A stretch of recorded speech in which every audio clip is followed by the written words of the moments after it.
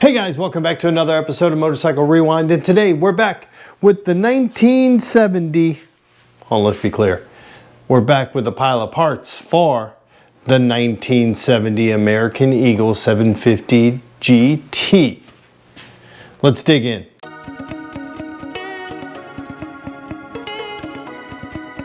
Okay guys, so we have this bin of parts. That one, we want to do two things. We want to pull it out of here, identify what's what, clean it up a bit, and then start to put it on the bike. But guys, before we go any further, I put the front fender on correctly, and you can see it here. So let me share with you what I have to help me with sorting through this today. I've got the bin of parts. I've got my homemade parts washer. All it is an aquarium pump, a strainer, a fountain pump from Harbor Freight, one of these little guys. This is the same setup I used to try to de-rust the 305 engine. That did not work. And the last thing I have is a manual for Laverda 750, and if I scroll to here, it has parts diagrams in the back of it, which is what I'm going to need to figure out what pieces and parts go where. We're going to use those things, clean everything up, hopefully have stuff ready to go on in just a few minutes. Okay, so let's dig through this bin of wonders. We have this side cover. We are going to need to find hardware. So hopefully, last thing I have is a container full of vapor rust so I can put more hardware in. If we find more in there, we'll just stick it in here and we'll let it cook. Now, one thing that we do know is not everything in these tins, in these bins, go to this bike. Like these look like they're for Hondas. This one, not so much. These are really cool, so we're not really sure what they go to, but I really like them. So we're not sure what those go to, so we'll set that stuff aside.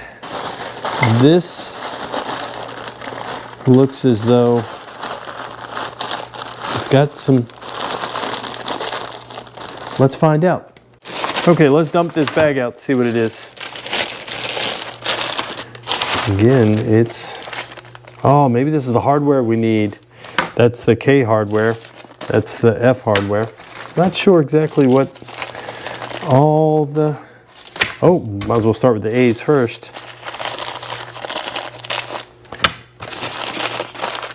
Maybe this is the hardware we needed. I wish they were identified. That's our timing mechanism that we will need to clean. This is probably part of this. We'll have to figure that out. Again, we got a shifter. Loads of hardware, which is awesome, and the hardware looks to be in good shape. This is a Laverda Twin is what it says. Again, more hardware. This hardware here, more and more hardware. I'm going to go through that. I'm going to put this. I want to do some research on this guy, figure out what that is. Okay guys, so this is the beauty of having this parts diagram, and why we need it is this guy. This guy is this guy right here. This is my timing mechanism. All needs to be cleaned up. Slips right into here. Oh, sorry. This guy slips right into here. See this pin? This pin right here locks into this hole right here. As long as we have the parts diagram, we can kind of figure it out, then it snaps in. This guy goes on the inside to go there, and then right to here. I also need to find two screws that go right here and right here. The only bad thing about this parts diagram, unlike what we get from CMS&L, on CMS&L, if you've never used it, I'll put a link to the video here. It shows you how to use CMS&L to find pieces and parts, especially when you're dealing with these bend bikes. is CMS&L gives you the bolt size and everything. So M6 this size. So you can then go to your local hardware store and shop for it. And majority of times find something that will work for that. This guy, it says I need that one over there. And then if I go to the next page, it just says washer or bolt. It doesn't say anything. So it's not going to help me in that regard. So now I've got to dig through. Again, we'll have to go through this. Hopefully we have it. And then maybe there'll be some more down in the bottom. If not, we got to make some chicken salad, right? Life gives you, or lemonade. Yeah, lemons. Either way, however you want to do it. So let me get into this. We are going to go ahead and clean this guy up. And we'll clean this guy up. Okay, so I've cleaned these things up a bit. I'm just now going to put them off to the side. When we go ahead to put this on the bike, we'll determine what pieces and parts we're missing. Got the carburetors. And we're missing all the stuff that goes in here. So let me dig through this container and see if I find anything. Okay, I think this is the bowl. No, thankfully, no, it is.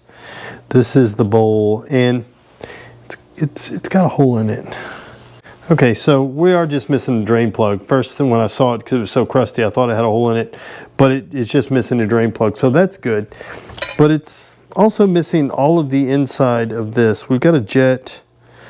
We're probably missing a jet here. Float, all that stuff. Let's pull this one off and see what we have. We'll have to buy all new insides for this guy. For both these guys. It may be cheaper to buy new carbs. Okay, that's what we need with the jet. I think I saw this bolt somewhere, and it may be in the tub, because I think I remember seeing that. See what kind of deliciousness we get out of here. Yeah, we may need new carburetor. It's got some goods in there. I thought this one was bad until I took the cover off of this one. This one is pretty rough. We're going to take it apart. We'll put it in the ultrasonic cleaner. It looks like the only thing we'll need, if we can find this bolt, because I think I remember seeing it, if I can find that bolt right here and it's got the jet on the end, then the only thing we need is a float and a needle and a pin.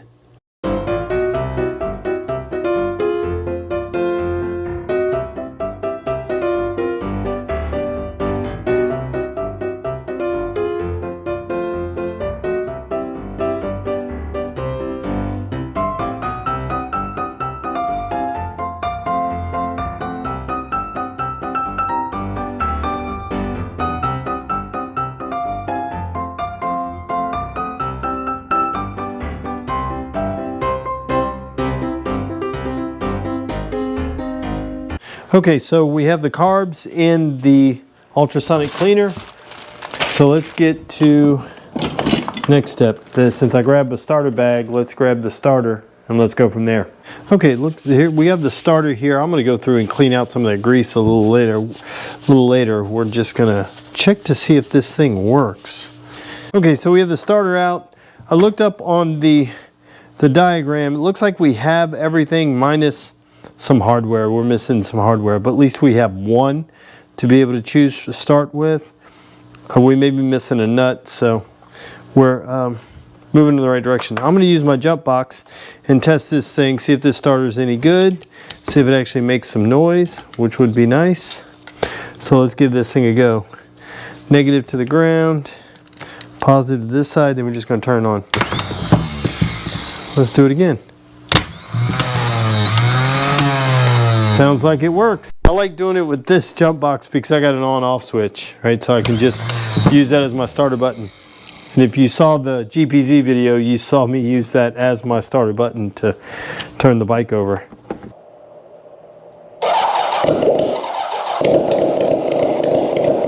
But good, so that starter works, which is awesome. It does go together. I'm going to clean out the inside, but I'm just checking to make sure what we have is what we have. see if I can get this guy in here. We also need an O-ring in here.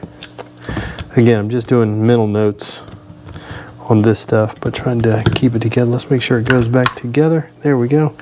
It should clock. Yeah, it clocks just like that. I'm just going to screw it together just so everything stays together. Okay, let's see what's next. Let's pull out these coils. See if I can get them out without grabbing everything else. 1 and 1. Okay, let me wipe these guys down. I just stuck my rag in my parts washer. I want to stick these in there just to get them cleaner. So let's get the multimeter and let's test these things. I'm not going to worry about testing these coils because my display doesn't work, so I'm going to have to go get a new one. So we'll do that later. We may need a new cap. This one's busted. We don't need it yet, but we just, again, taking a mental note of stuff. So let me get this guy out of the way. We'll stick him on the bike in just a few minutes. Okay, so I have a question for those of you who may or may not know. These are the gauges. I feel like there should be a hard something underneath here, because is it just held in by this rubber? Let me know. I don't know, because this rubber is giving out, and if it is, that's not going to work. That's going to be no bueno, because both of them are that way. If you know, let me know in the comments down below. Okay, so the next contestant on what is this part, and if you look right, where'd you go? I just saw it. Right here, this is the rear brake cable. So everything's there, which is good. Okay, it looks like it does cable. So that's good. We'll clean it up. We'll soak it. Let's just wipe it down for right now. And then we'll soak this in some Vapor Rust too, just to get all the rust out of the cable and get it a little bit better. Plus this side is pretty rough. So we'll soak it. Okay, so we have the generator out. Again, I'm just going to wipe it up a little bit. I do need to source the belt. Looks like positive and negative. Look, it's got the instructions all in it. So good. We'll figure out how to mount this thing up. Good. That goes on the front of the bike. Still unable to find the kickstart lever because it's kickstart only. Go figure. Who would have thought, 1970? I guess people didn't want people kickstarting a big twin, causing knee problems. Where we are right now, I'm just putting all of these guys kind of back in the box after I went through, kind of seeing what's where and what's what, because I've got to wait on hardware, and my hardware is cooking right now. So meaning it's still right here. I'm gonna let it go, probably get to it tomorrow. We'll clean up all that hardware and then we'll start mounting stuff onto the bike. Today was really just inventorying these parts, seeing what we had, what's there, what are we missing, so that we can start making a big parts list, so we can say, okay, this is it. And we'll be able to do that starting tomorrow when we start putting stuff onto the bike. We're gonna pause right here. I'll get back to you tomorrow when our hardware is finished. Okay, so the first thing we're gonna do is put our generator in, but the first problem we run into is that this piece is all mangled up, and I've straightened it up a good bit. It was bent over completely. You see this crease right here? It was bent over completely that way, and that's because it was off the bike. The motor was off the bike, and it was just, it's a thin little piece of sheet metal.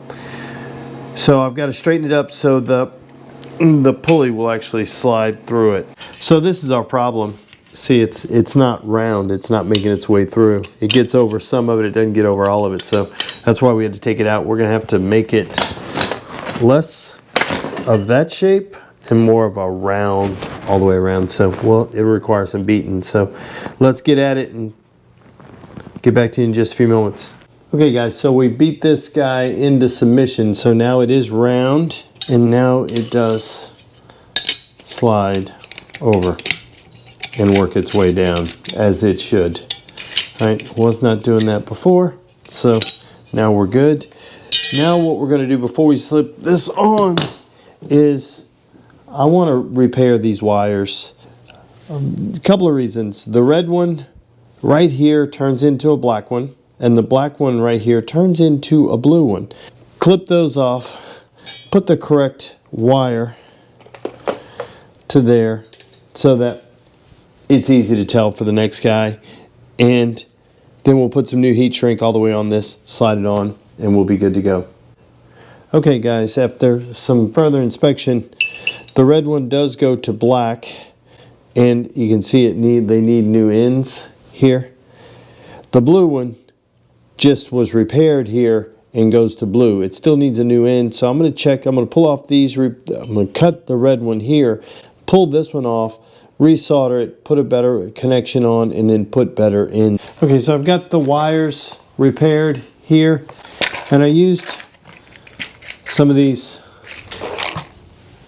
solder connectors. You just put them on, heat it up. I put new ends on, and same thing.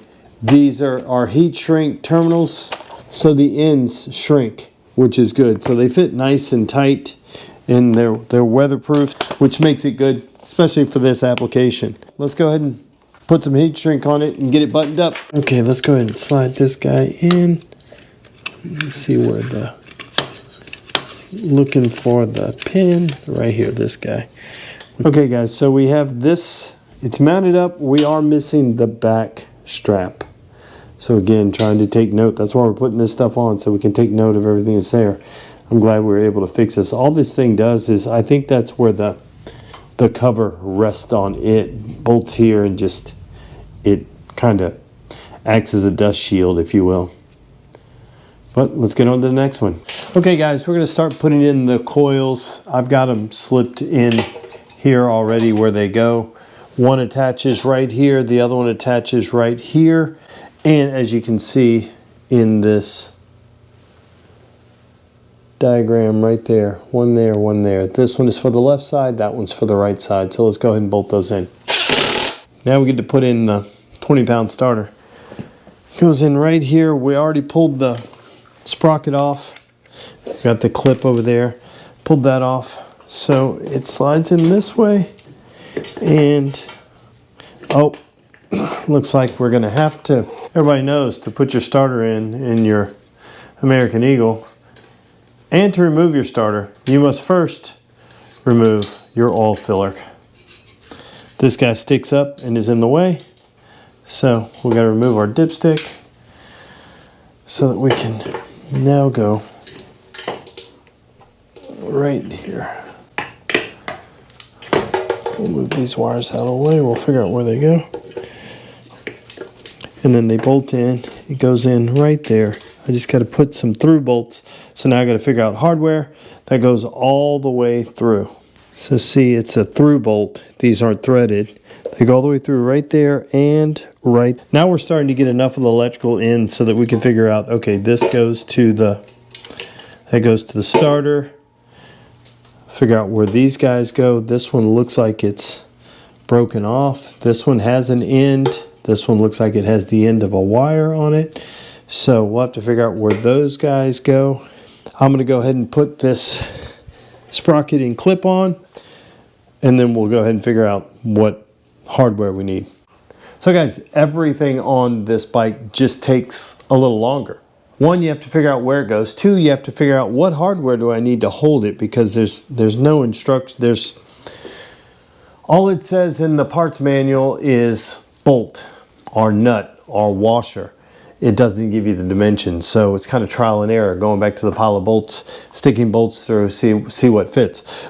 I'm going to pull the sprocket back off because I did not put the starter chain on, and I probably should do that.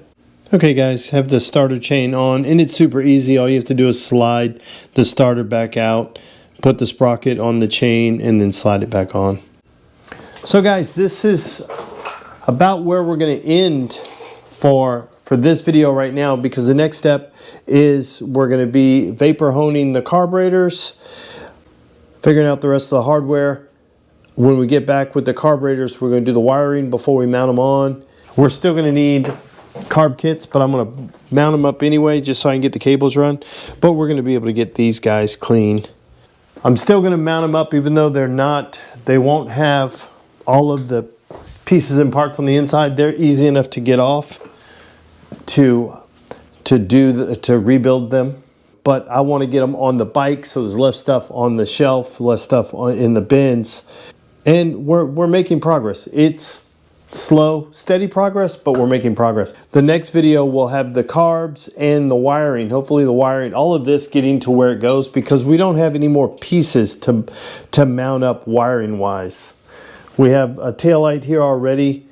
We have a headlight. We have the switch, the starter button.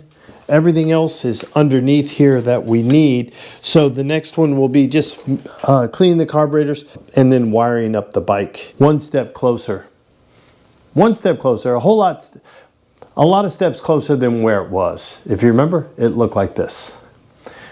So guys, I want to thank you for watching yet another episode of Motorcycle Rewind, and do me a favor, like, tag, share, and follow us on Instagram at Motorcycle Rewind, and go ahead and hit that subscribe button. And while you're in the subscribing mood, just wander on over to our friends, Brickhouse Builds, Gold Guy, Moto Mango, Ace Cafe Bikes, Mile Zero Racers, Plan B Motos, Pete's Classic Cycle, and Lady Moto Bang, and give those guys a subscribe too. Thanks again, guys, and have a great day.